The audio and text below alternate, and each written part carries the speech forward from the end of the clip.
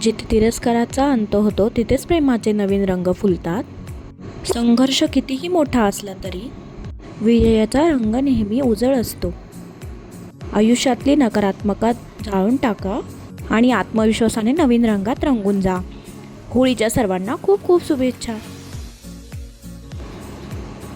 तर होळीनिमित्ताने मी सकाळी हळदीचं लेपन करून घेतलं, त्यावर रांगोळी काढली आणि जास्त काही शूट घेत नाही बसले, कारण का व्हिडिओ आपला खूप मोठा होतो.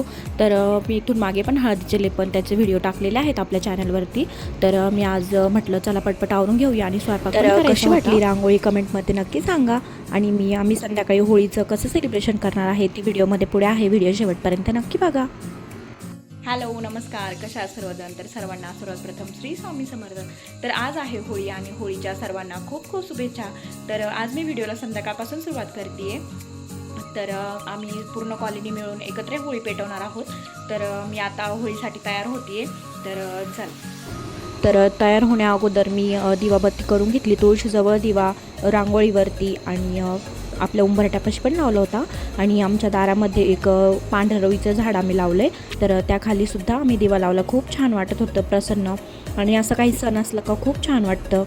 तर चला आता मी रेडी होते आणि जाते होळीसाठी.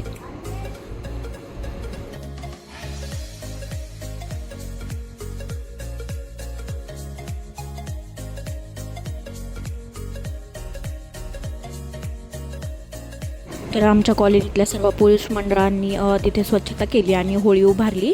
तर आम्ही सगळ्या मैत्रिणींनी होळीची पूजा केली. त्यानंतर होळी पेटवली आणि मुलांना ओरडा म्हणत होते, तर कोणीच ओरडत नव्हतं बरं का, सगळे लाजत होते. तर हे सगळं आमचं महिला मंडळ आहे बरं का. ह्या माझ्या मैत्रिणी खूप छान, माझ्या मैत्रिणी आहेत सगळ्या.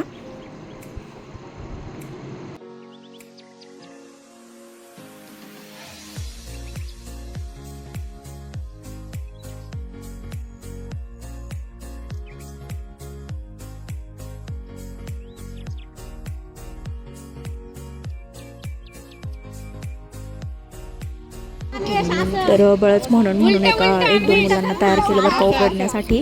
त्याशिवाय पण होळी असल्यासारखं वाटत नाही. तर ते दोन मुलं बोंबा मारत होते. तर सगळा कार्यक्रम वगैरे आवडला आणि आता घरी निघालो आम्ही. तर आता जेवण पण करायचं आहे. तर कसा वाटला माझा व्हिडिओ शेवटपर्यंत पाहिल्याबद्दल धन्यवाद. व्हिडिओवर नवीन असेल तर चॅनल सबस्क्राईब करा. भेटूया अशाच नवीन व्हिडिओमध्ये. तोपर्यंत बाय.